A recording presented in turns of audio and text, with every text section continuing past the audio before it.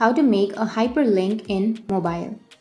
So if you want to make a hyperlink in mobile, then first you need to simply choose any process. So I'll be choosing my documents.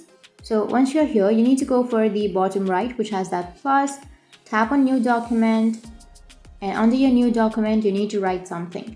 So for example, I'll be writing something. And once you've written, you need to select the text in which you would like to add the hyperlink. Once you've selected, go for the right, which has that three dots icon, tap on insert link. Once you tap on that, here you need to tap on the link, and then you need to enter a link. So you can choose any link. You can paste the link right here. Once you've pasted the link, go for the check, which is on the upper right, tap on the tick, and here you will have the hyperlink. So if you tap on that hyperlink, then tap on open, then it will take you to that hyperlink.